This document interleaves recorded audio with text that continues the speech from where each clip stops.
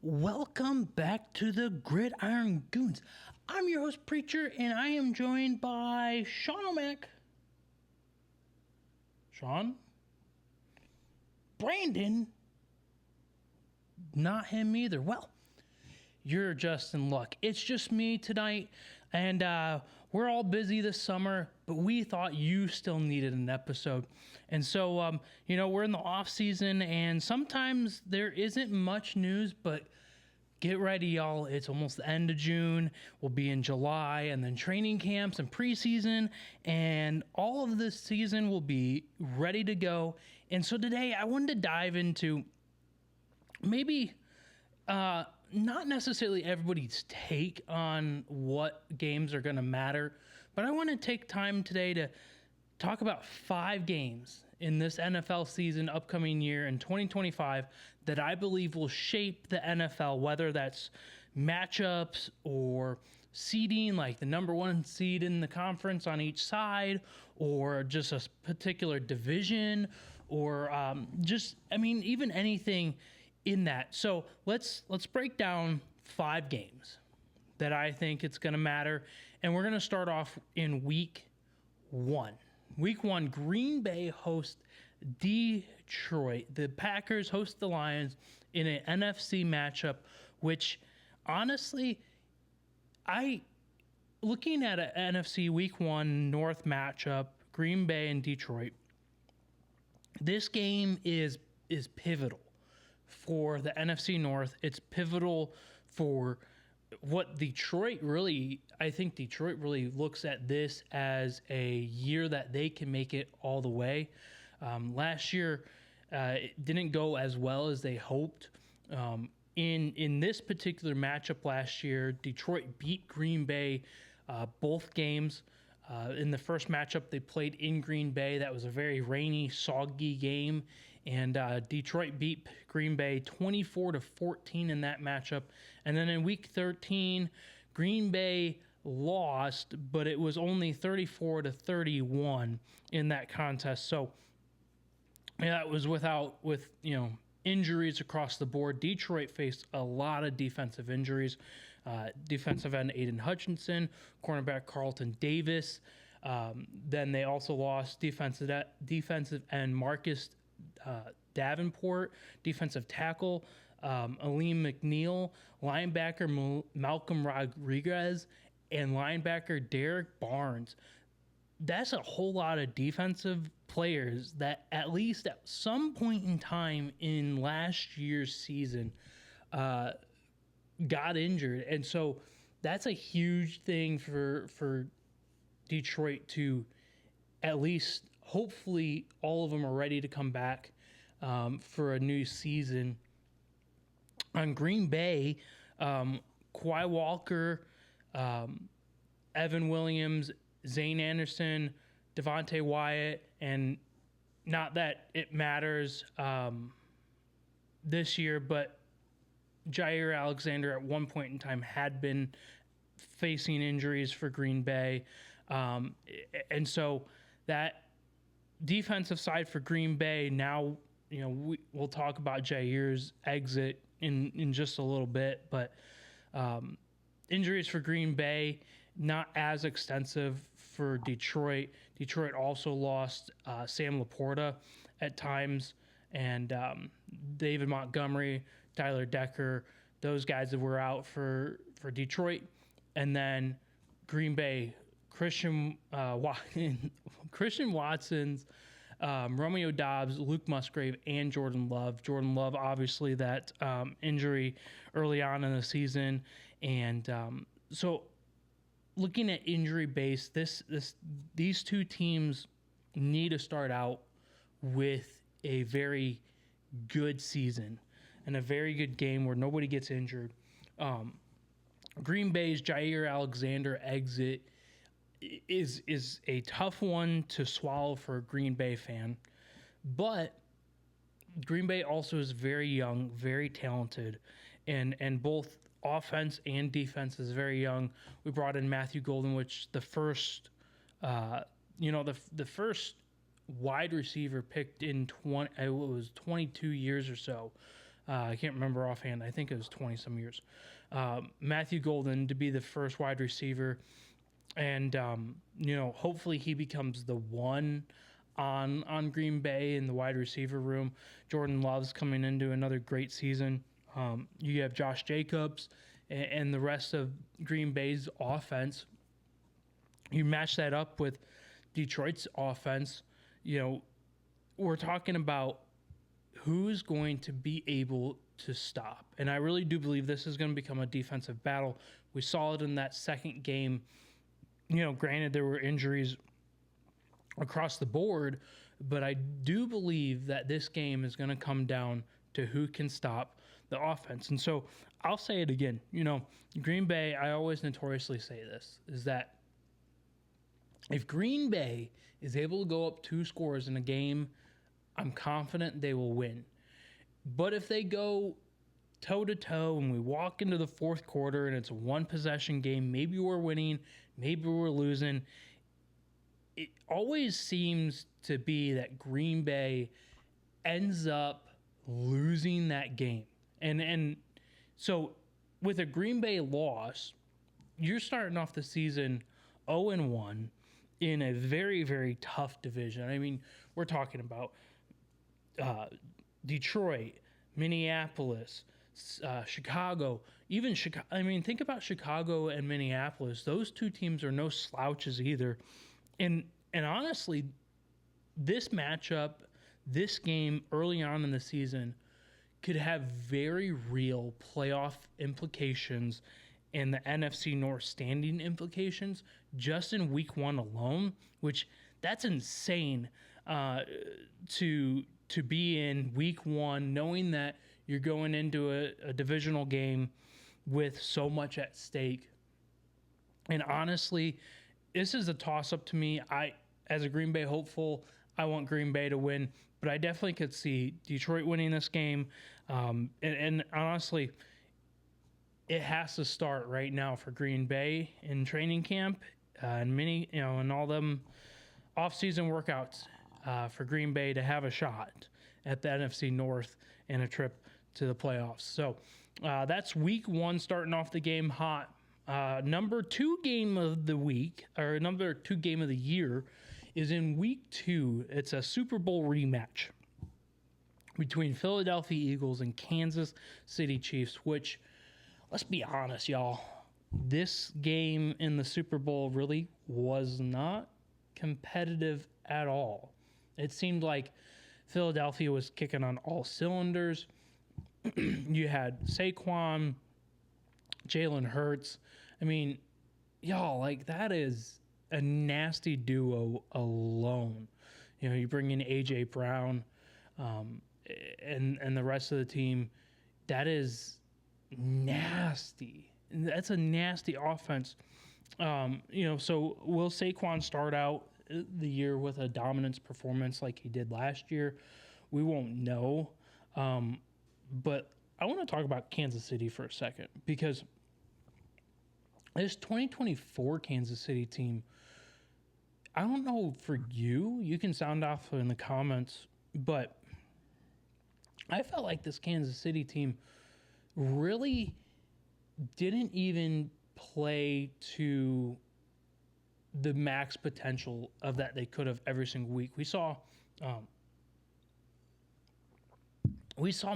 game after game where Kansas City would go ahead and just seem like they took their foot off the gas or didn't even put their foot on the gas and just played a game where they were like, yeah, we're going to win, or we're going to get some ref help and we'll be fine. And we don't really have to turn up the wick until the playoffs start. And, by the time we get to playoffs, we should be good enough to make it to the Super Bowl. And while that worked for this past year, I don't think it works this year. I don't think with what happened last year to how bad of a blowout it was. It was nasty. I mean, let's remember this game last year, Super Bowl.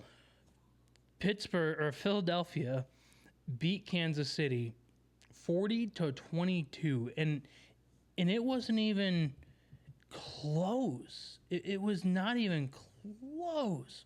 Not a close game whatsoever. And so,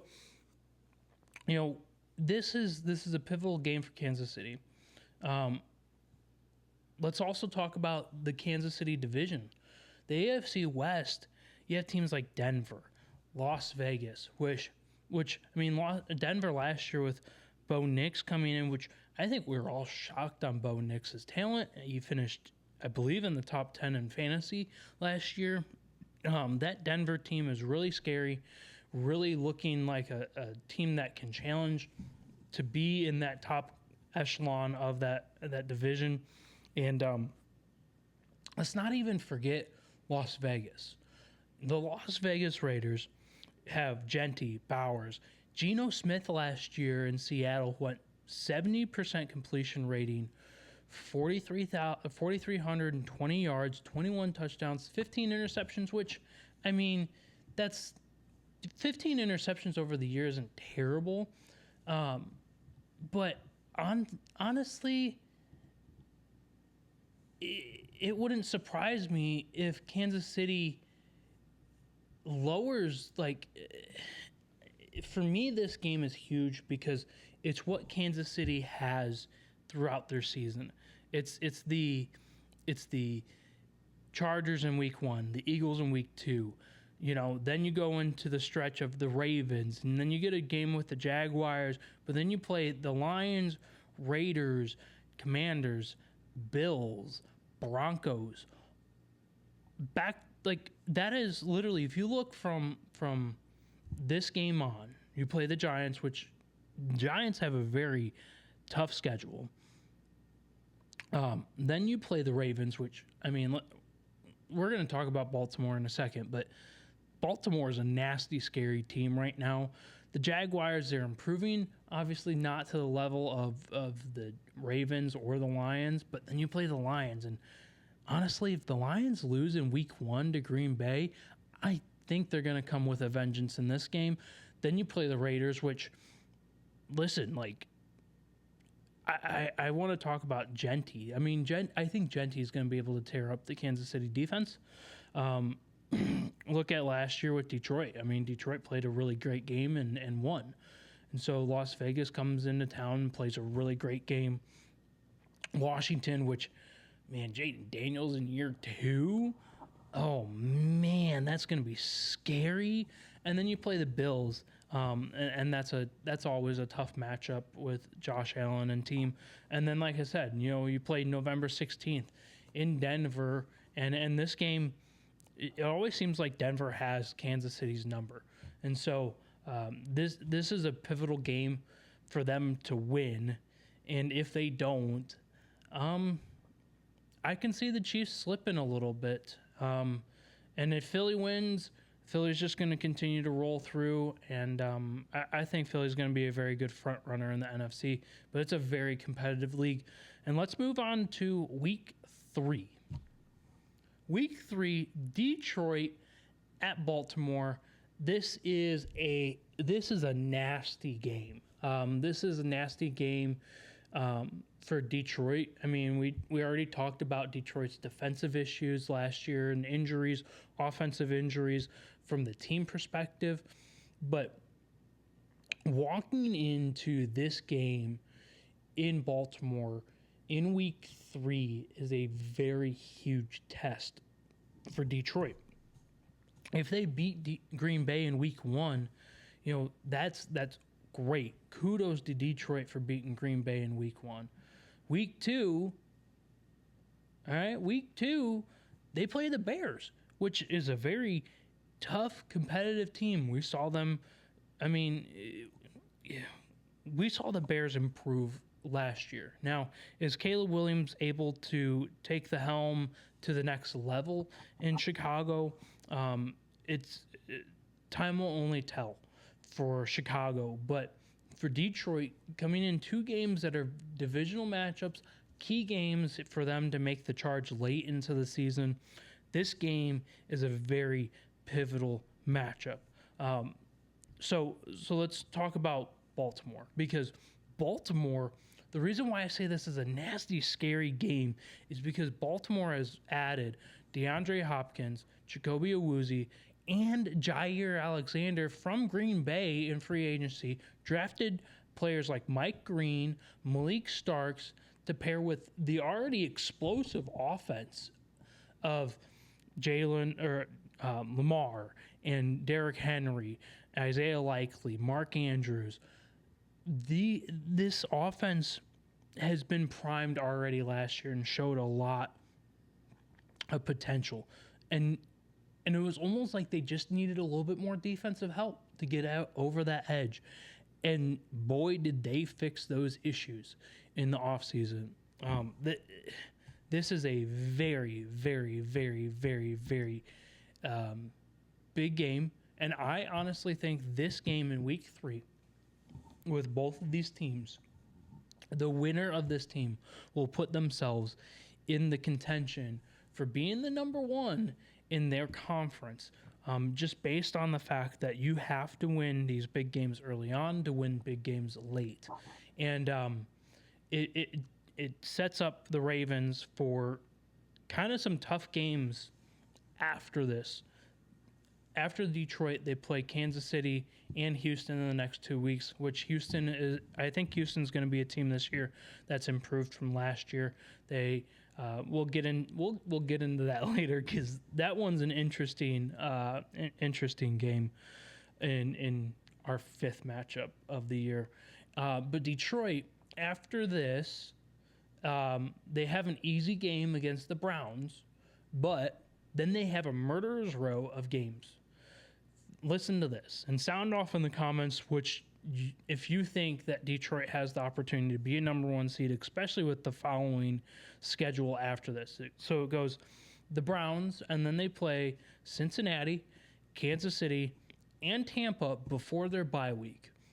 After their bye, Minnesota, Commanders, and the Eagles. That right there is why the first 3 weeks of Detroit's season is pivotal in them having any conversation to be the number 1 seed, let alone the top of the NFC North and in the driver's seat. Because if they fall into a wild card, granted, in the wild card, Detroit could definitely win games, but it's going to be way harder of a job for them to make it to the Super Bowl this year if they have those Super Bowl aspirations. Man, we're already halfway through. Let's get into number 4. The 4th game of the year in week 7 is Pittsburgh against Cincinnati. You're like, Aaron, this Cincinnati is going to roll them. Like, there's no way that Pittsburgh is going to win. Cincinnati has all the offensive power, and they got some defensive help, which we still don't know if their number 1 pick is going to be there or not. You're wrong on this one. These 2 teams in the AFC North are absolutely, how do I put it this way? They don't like each other. And it shows because over the last couple years, back to 2022, the Steelers are 4-2 in this matchup. And honestly, some of those games you'd be like, how did they win 4 games? How did they go from what we seem sometimes as Pittsburgh not being able to deliver on the expectations of their team? And then you even look at Cincinnati and you're like, how can they lose? They have so much offensive help. Well, it's kind of hard for your offense to score 60 points when your defense is giving up 65 points in a game. So, I mean, listen, they helped on defensive side of the ball. Cincinnati got better in the offseason. But let's be honest. Pittsburgh is definitely making a run for it this year. When Aaron Rodgers was signed to Green Bay, I believe that the only reason why Green Bay was the only reason why Aaron Rodgers is in Pittsburgh is for 2 reasons. One, so that Mike Tomlin does not lose his over 500 record, and 2, to make some last ditch effort to be a good franchise in the playoffs and to train Will Howard like Aaron Rodgers was trained by Brett Favre, and then Aaron Rodgers has trained Jordan Love, which I think in not only in just this game, but look at Atlanta, Kirk Cousins to oh shoot, why can't I think of his name? Michael Penix Jr. There it is. You look at that succession plan. I think some teams are going to try the Aaron Rodgers approach. Now, I don't know if it'll work out in Pittsburgh. Will Howard is a phenomenal quarterback. Watched him at Ohio State. Y'all know I'm a huge Ohio State fan. He came in, he showed a lot of poise, a lot of grit, because a lot of guys could have quit after losing to Michigan the way that they did at the end of last season. But to carry that team and to go in there and be like, hey, we're going to win, and we're going to win the Natty, and for them to go on that stretch that they did, I was there in the shoe in December when they played Tennessee. That was, oh my gosh, what an atmosphere that was. That was so great. But for him to have that grit, to carry that team, to agree with that team, and to win the national championship last year, that shows guts, and that shows determination, and that shows, ready to learn. He already said in multiple reports where Rodgers has already kind of helped him out to get better. Rodgers said, I don't want to overstep, but Will Howard was like, hey, dude, like, you're one of the greats, tell me what I'm doing wrong, kind of a deal. So you think about Rodgers. Then they have running back Jalen Warren, DK Metcalf, Roman Wilson, Pat Freiermuth, right? Like, that offense is prime. Now I know everyone's like, Aaron Rodgers is washed. He blows chunks. The Achilles injuries hasn't come back really well after that. But honestly, I think this is a great opportunity for Aaron Rodgers to show what he still has left while not feeling like he has to do it all. I think Aaron Rodgers, with the little flicks that he did to his running backs in Green Bay, I think Jalen Warren fits that fold perfectly with the little underhand throws. DK is going to be a great target. I think Roman Wilson's about to have a really good year this year. I'm excited for Roman Wilson now, maybe because I have him on my fantasy for my dynasty league, but I think Roman Wilson's going to be an absolutely great teammate and a great player to have. And this game, though, as well as it can be for Pittsburgh, Cincinnati has to win this game. And Cincinnati has to, by this time, we should know 7 weeks into the year, Cincinnati has fixed its defensive issues. But if not, I think there is honestly some alarm bells going off in Cincinnati. If you're in week 7 here and you have not, you haven't even begun to fix those issues, you got to think this is a huge week, 4 games for them prior. Cincinnati faced teams like Minnesota, Denver, Detroit, and Green Bay before playing Pittsburgh. And so I think, like I've already said, I think Detroit's going to be a really good team. I think Detroit and Green Bay are going to fight for the number 1 position in the NFC North to win it. I think Minnesota is going to be that 2nd or 3rd team. I think Denver is going to challenge the AFC West. And so I think that this game is pivotal for Cincinnati to win, because if they lose, if they go 2-2 in those matchups, if they go 1-3, that could be bad moving forward. And Pittsburgh ain't no slouch either. And so you got to look at this game for Aaron Rodgers playing tough, and man, this is going to be pounding. And I think whoever wins this game is going to be able to slot themselves in that kind of 2nd or 3rd team in the AFC North. We always see it every single year. And I think it's going to continue on here in 2025. Now let's get on to the last game. Now, When I say this game, everyone in the comments is going to be like, there's no way you think this game is going to shape the NFL season. And well, it actually is. This game, would you believe me if I said that in the past 2 years, in the 2-game series that these two teams played between each other, has determined the winner of the division for both seasons? Would you? Because that only is Houston at Indianapolis in week 13. And y'all are like, come on now, this is stupid. I'm going to click off here. But wait, look. They split the series in 2023. Houston won both games in 2024. CJ Stroud it came into 2024 having a great rookie season.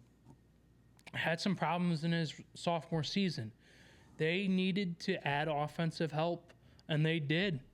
They got offensive tackles Trent Brown and Cam Robinson in the free agency. They drafted offensive tackle Arinante Ursay, and to help C.J. Stroud on the offensive side of the ball. They also grabbed in Nick Chubb off of free agency, drafted wide receiver Jaden Higgins as a wide receiver to pair. I mean, oh my gosh. Think about Jaden Higgins with Nico Collins and Tank Dell. Like, that is nasty work on the offensive side of the ball. And so they need to play the game in this game offensive first. Defense will take care of itself, but the offense has to go out and gunslinging on this one. And it's almost the same thing in Indianapolis.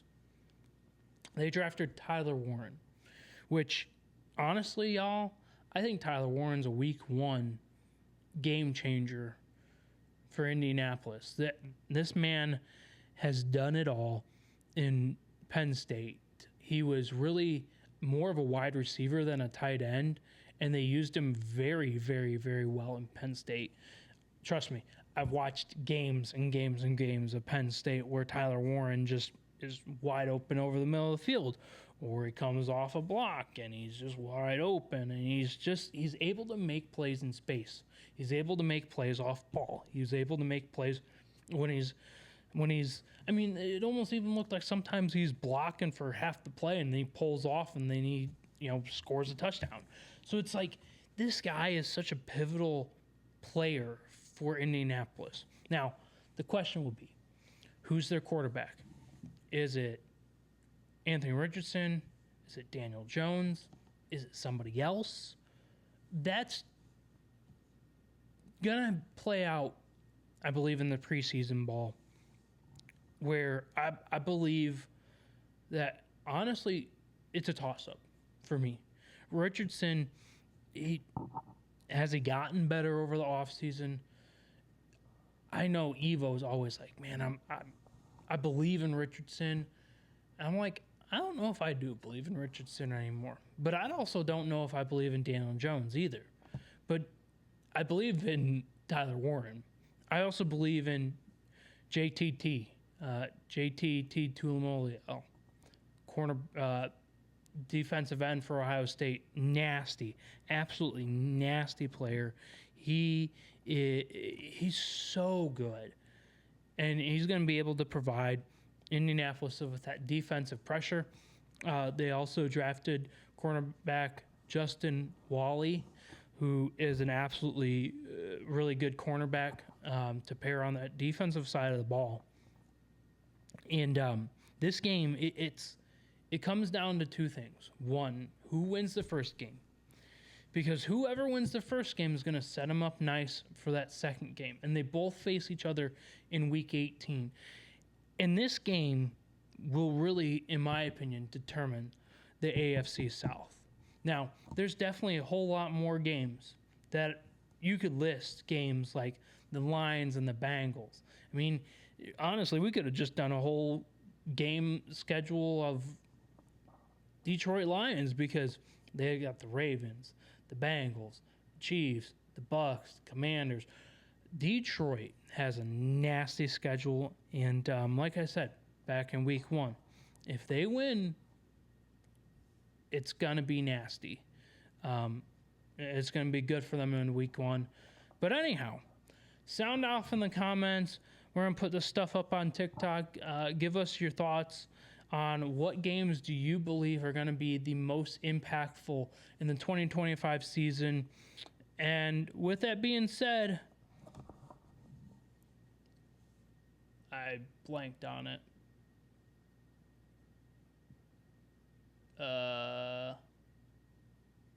What was it? Cut this out. Oh, and that's right. Now I'm Aaron from the makeshift Gridiron Goons studios. And always remember, if you got no content to put out, put it out anyhow. This is your week.